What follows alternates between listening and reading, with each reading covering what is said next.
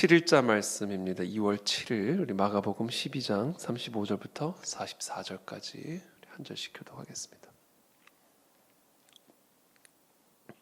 저부터 읽겠습니다. 예수께서 성전에서 가르치실새 대답하여 이르시되 어찌하여 서기관들이 그리스도를 다윗의 자손이라 하느냐. 주께서 내 주께 이르시되 내가 네 원수를 네 발 아래 둘 때까지 내 우편에 앉았으라 하셨도다 하였느니라. 다윗이 그리스도를 주라 하였은즉 어찌 그의 자손이 되겠느냐 하시니 많은 사람들이 즐겁게 듣더라.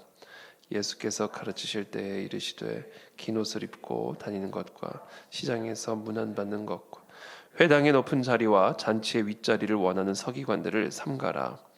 그들은 과부의 가산을 삼키며 외식으로 길게 기도하는 자니 그 받는 판결이 더욱 중하리라 하시니라. 예수께서 헌금함을 대하여 앉으사 무리가 어떻게 헌금함에 돈 넣는가를 보실새 여러 부자는 많이 넣는데 한 가난한 과부는 와서 두 렙돈 곧 한 고드란트를 넣는지라. 예수께서 제자들을 불러다가 이르시되 내가 진실로 너희에게 이르노니 이 가난한 과부는 헌금함에 넣는 모든 사람보다 많이 넣었도다.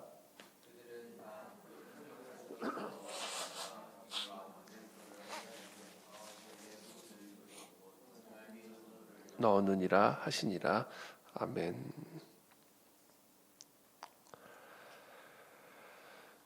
네, 오늘 예수님께서 성전에서 가르치시는 그런 내용으로 오늘 본문이 시작이 됩니다.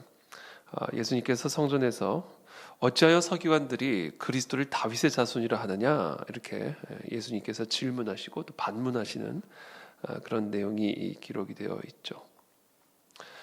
신약 성경 전체를 보면 예수님께서 육신의 자손으로서는 이 다윗의 자손이라는 사실을 명확하게 가르쳐주고 있습니다. 아브라함의 계보, 그렇죠? 우리 마태복음을 보면 아브라함과 다윗의 계보로서 예수 그리스도가 이 땅에 태어나시는 것을 설명함으로써 예수님이 다윗의 자손이라는 것을 명확하게 밝혀주고 있죠.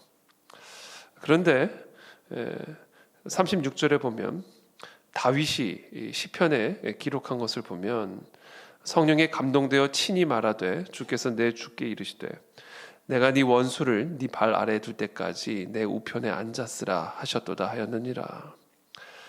글쎄 다윗이 자신이 하는 이 말이 정확하게 어떤 의미를 지니고 있는 말인지를 알고 했는지 아니면 모르고 했는지는 모르겠지만 분명한 사실은 성령 하나님께서 다윗의 마음을 감동하셔서 진리의 말씀을 고백하게 하셨다라는 겁니다. 이 시편에 기록된 말씀은 무엇이냐? 주께서 내 주께 이르시되 내가 네 원수를 네 발 아래 둘 때까지 내 우편에 앉았으라 하셨도다. 주께서 다른 주에게 말씀하신 거예요. 즉 하나님께서 예수 그리스도에게 하신 말씀이신 것이죠. 내가 네 원수를 네 발 아래 둘 때까지 내 우편에 앉았으라. 그러니까 하나님이 예수 그리스도에게 말씀하신 그래서 다윗이 예수 그리스도를 자신의 주라고 불렀다면 어떻게 예수 그리스도가 다윗의 자손일 수 있느냐 이렇게 예수님께서 하시는 말씀인 겁니다. 그래서 예수님께서 지금 이 서기관들이 그리스도를 다윗의 자손이라고 부르시는 이 말씀을 통해서 궁극적으로 하고자 하셨던 말씀은 예수님은 다윗의 자손이 맞지만 그러나 다윗의 자손인 동시에 그 이상의 분이다라는 것입니다. 다윗의 자손일 뿐만 아니라 다윗의 주다라는 사실을 예수님께서는 이 서기관들에게 설명해 주고자 하셨던 것이죠. 여기서 다윗이 성령에 감동돼서 하신 말씀, 주께서 내 주께 이르시되 내가 네 원수를 네 발 아래 둘 때까지 내 우편에 앉았으리. 여기서 말하는 원수란 누굴까요? 당시 유대인들, 특별히 서기관들이나 바리새인들은 그리스도를 기다리면서 다윗의 자손으로서 오시는 그리스도를 기다리는 가운데 어떤 기대를 품고 있었냐면 이 정치적인 메시아를 기대하고 있었습니다.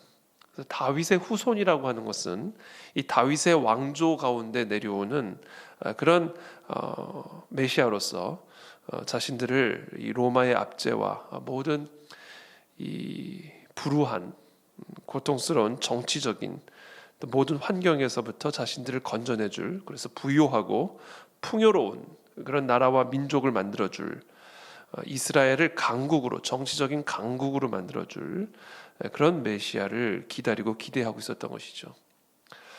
그래서 당시 유대인들이 예수 그리스도를 다윗의 자손이다 이렇게 부르는 데에는 물론 구약 성경의 예언에도 그 이유가 있지만 본심에는 다윗처럼 이스라엘을 영광스러운 나라, 부강한 나라,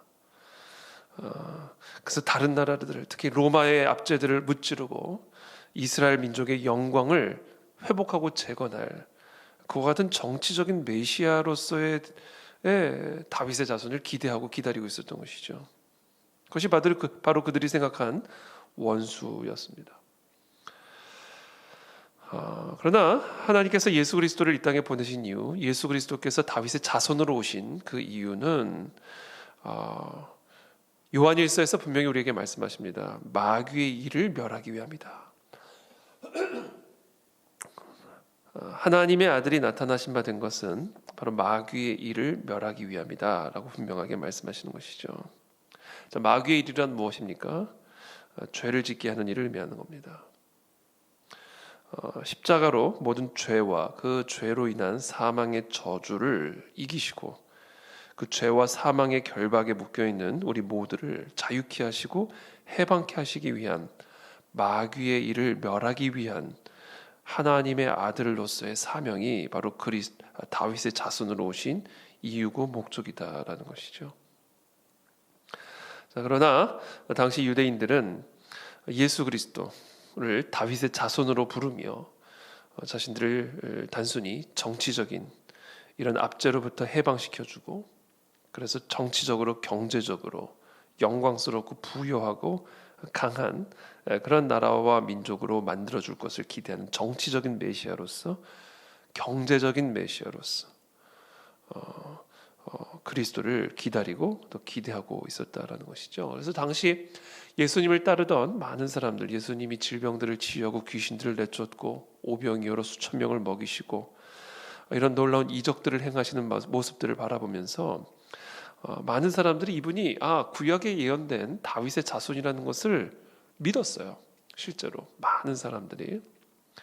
그러나 다윗의 주로서는 인정하지 않았고 무엇보다도 영적인 사탄 마귀의 일을 멸하기 위해 우리의 모든 죄를 대신하시기 위해서 그리고 우리 모든 사망의 저주로부터 구원하시기 위한 메시아로서가 아니라 정치적인 경제적인 메시아로서 그리스도를 다윗의 자손으로 인정하고 있었던 것이죠. 그래서 예수님은 오늘 이 말씀을 통해서 이 당시 예수님을 따르던 또는 많은 서기관들을 향하여 예수 그리스도의 사명이 무엇이며 또 그리스도를 따라가는 사람들의 합당한 자세가 무엇인지 합당한 기대가 무엇인지를 명확하게 짚어주고 계시는 말씀입니다. 자, 그리고 나서 38절의 말씀을 보시면 예수님께서 그렇게 가르치실 때 또 이르십니다. 긴 옷을 입고 다니는 것, 시장에서 문안받는 것, 회당의 높은 자리와 잔치 윗자리를 원하는 서기관들을 조심하라. 여러분, 우리가 이 예수님에 대한 잘못된 믿음이 들어가면요, 이런 모습들을 보이게 됩니다. 우리가 예수 그리스도를 잘못 이해하고 있으면, 우리가 우리의 신앙을 잘못 이해하고 있으면, 그래서 그리스도를 단순한 우리의 영광을 재건해주고 우리의 부유함과 풍요로움을 재건해줄 그저 다윗의 자손으로 오실 다윗의 영광을 재현할 그런 세상적인 정치적인 경제적인 메시아 영광을 기대하는 그런 신앙생활을 하게 되면요, 이런 서기관들 같은 모습들이 우리 가운데 나타납니다. 긴 옷을 입고, 이 긴 옷이라고 하는 것은요, 자신의 어떻게 보면 영광을 드러내는 그런 옷이죠. 예수님을 통해서 자신의 영광을 취하고자 하는 마음, 이게 바로 이 서기관들의 모습이에요. 지금 서기관들이 그리스도를 다윗의 자손이라 부르는 것과 긴 옷을 입고 다니는 것은 정확하게 일치하는 모습입니다.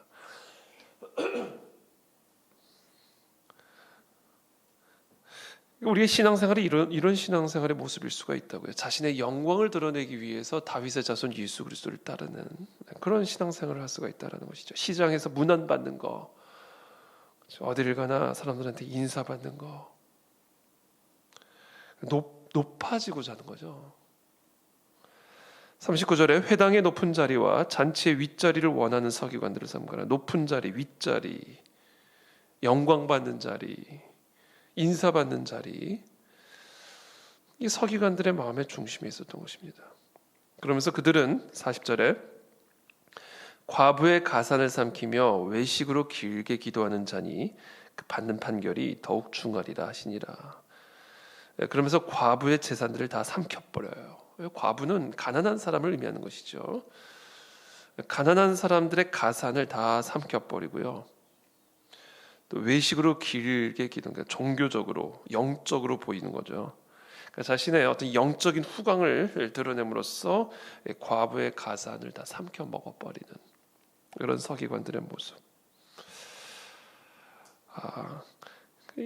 우리가 믿고 따르는 예수 그리스도가 우리를 정치적으로, 경제적으로, 어떤 육적으로 우리를 부욕케 하고 자유케 하고 해방시켜준 그런 메시아로서 우리가 믿고 따르게 된다면, 또 그런 메시아를 기대하고 기다린다면 우리는 이렇게 긴 옷을 추구하는 삶을 살아가게 되는 것이고, 높은 자리, 윗자리를 추구하는 그런 인생을 살아가게 되는 것이죠.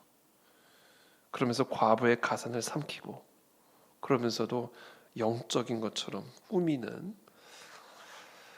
이런 외식하는 이런 영적인 사기꾼, 그렇죠? 종교적인 이 사기꾼의 모습들을 이제 우리가 드러나게 되는 것이죠. 오늘날 우리 성도들, 그리스도인들이, 오늘날 목사들이, 오늘날 우리의 교회가 이와 같은 영적인 종교적인 사기꾼의 모습을 지니고 있지는 않은지, 이런 부분들을 우리가 한번 점검을 해봐야 된다라는 겁니다. 우리가 왜 예수님을 믿는가? 왜 우리가 예수님을 따르는가? 왜 우리가 교회를 나오고 우리가 왜 신앙생활을 하는가? 도대체 나에게 있어서 예수 그리스도는 누군가? 나는 도대체 어떤 예수 그리스도를 기대하고 있는가? 우리는 어떤 예수 그리스도의 구원을 기다리고 기대하며 이 시간 예수 그리스도를 따르고 있는가? 혹시 우리도 이 서기관처럼 지금보다 더 긴 옷을 바라면서, 지금보다 더 높고 더 위에 있는 자리를 기대하고 꿈꾸며,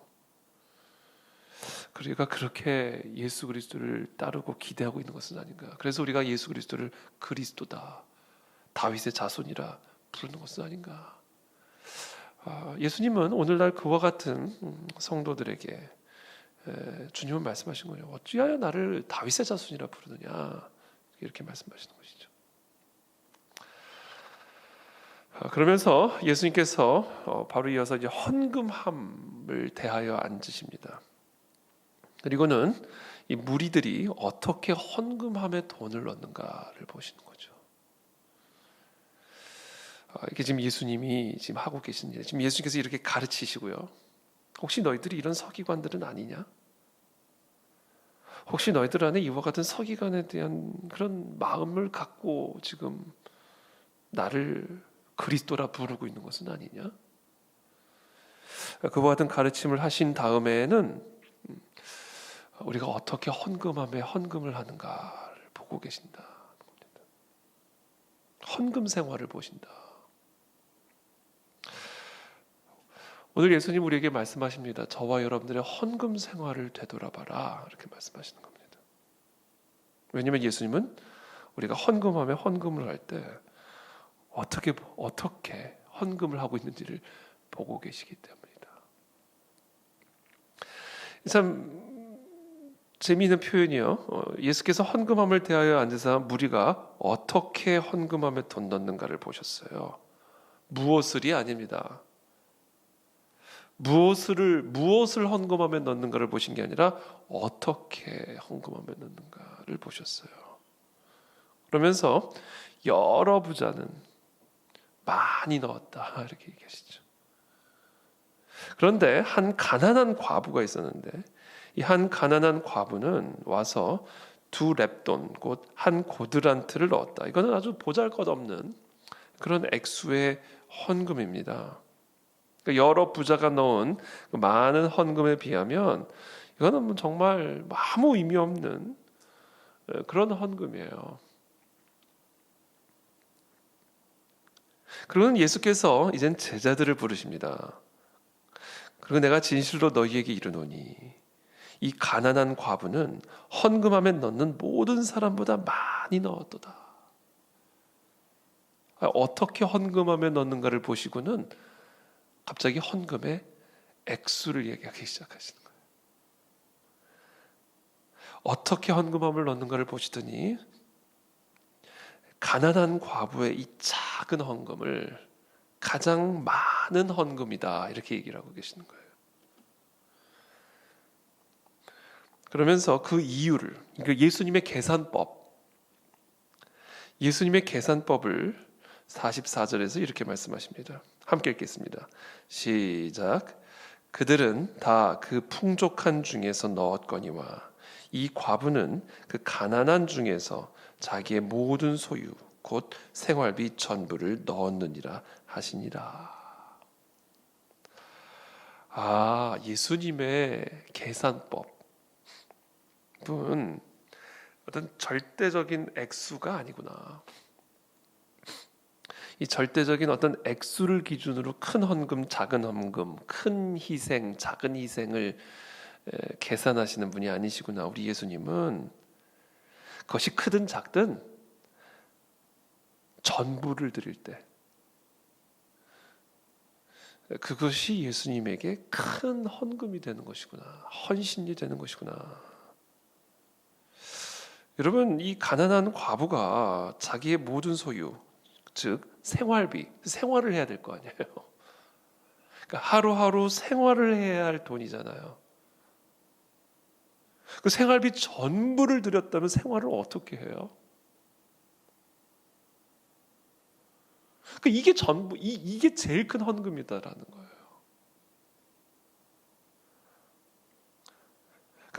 자기의 생활비 전부를 하나님께 드리면 도대체 이 사람은 무엇으로 오늘을 생활하면 내일을 생활할 겁니까? 여러분 생각해 보십시오. 지금 이게 왜 예수님 이걸 보고 가장 큰 헌금이다라고 얘기하신 이유는요. 이거야말로 전적인 의지예요. 자기가 생활할 거 다 감춰두고 자기가 쓸 거 다 감추어두고 뭐 얼마를 헌금을 하든 예수님이 보실 때는 그거는 나를 의지하는 게 하나도 아닌 거죠. 그거는 그렇잖아요. 예수님이 보실 때는 그거는 그렇게 큰 가치가 있는 헌금이 아닌 거예요. 그래서 여러분 오늘 우리는 정말 그리스도를 단순한 다윗의 자손이 아니라 다윗의 주라고 믿는다면, 정말 예수 그리스도를 우리의 주라고 믿는다면, 정말 마귀의 일을 멸하러 오신 진정한 승리와 진정한 자유와 진정한 부요와 정말 하늘에서부터 내려오는 온갖 좋은 선물과 은사들을 우리 가운데 부어주시기 위해 이 땅에 오신 하나님의 본체, 오병이어로 수천 명을 먹이실 수 있는 진정한 우리의 주라고 진짜 우리가 온 마음과 온 뜻과 저 모든 힘과 목숨을 다하여 정말 그것을 다하여 정말 우리가 그 그리스도를 예배하고 의존하고 경배한다면 다 드려라 이거예요. 생활비를. 그럼 우리는 질문하고 무엇으로 생활합니까? 도대체 우리는 그럼 뭐로 생활하란 말입니까? 예수님이 그러면 그 질문에 이렇게 답하는 거예요. 나를 다윗의 주라며 이제 이렇게 하시는 거죠. 정말 나를 그리스도로 믿는다며. 예수님이 그 말씀을 오늘 우리에게 하시는 겁니다. 그래서 오늘 우리는 아주 중요한 원리, 진리를 우리는 발견하게 됩니다. 진정한 헌금의 가치는 헌금 자체의 크기가 아니고 헌금을 위한 희생의 크기다. 얼마큼 희생했느냐 이거예요. 그러니까 우리의 헌금이 진정한 헌금이 되어져서 예수님에게 계산되어진, 그러니까 예수님에게 마음을 움직이는 그런 진정한 헌금이 되기 위해서는요, 희생이 들어간 헌금이 되어야 됩니다. 우리가 매 주일 또는 우리가 하나님께 헌금을 할 때, 헌금을 할 때, 여러분 반드시 점검하십시오. 그 헌금에 나의 희생이 담겨져 있는 헌금인가 이게.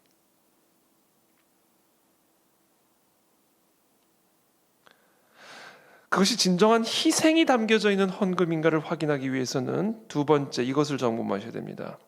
나의 헌금에는 어느 정도의 무모함이 들어가야 돼요. 무모함.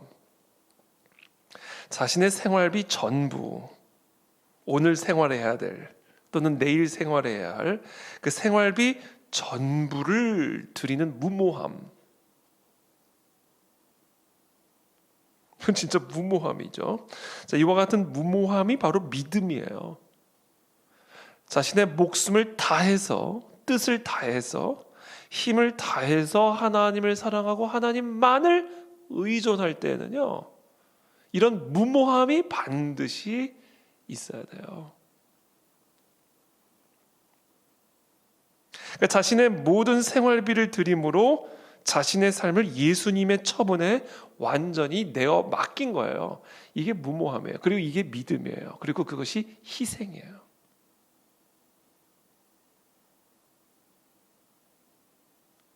그래서 오늘 저 여러분들이 반드시 기억해야 할 것은 뿌린 대로 거두는 원리, 예수님께서 우리에게 가르쳐 주시는 뿌린 대로 거두는 원리는요, 뿌린 액수만큼 거두는 게 아니에요.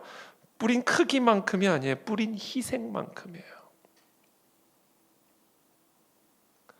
내가 뿌린 그 희생만큼이 내가 거둘 수 있는 믿음의 씨가 되는 겁니다.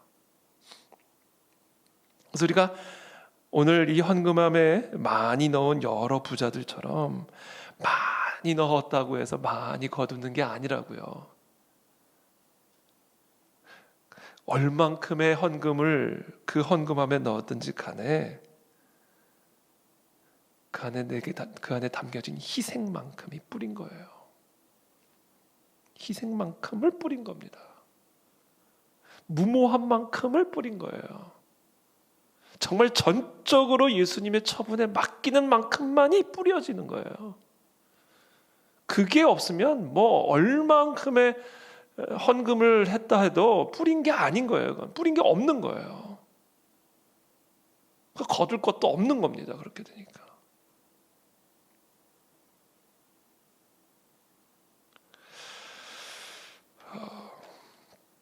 그래서 오늘 결론적으로 혹시 우리의 삶에 기근이 왔다면, 우리의 삶에 기근이 왔다면 오늘 점검해야 됩니다. 내가 예수를 그리스도라 부르지만 과연 나는 그리스도를 다윗의 주로 인정하고 있는가? 저와 여러분들의 삶에 다양한 형태의 기근이 찾아왔다면 나는 진정으로 그리스도를 나의 주로 여기고 있는가?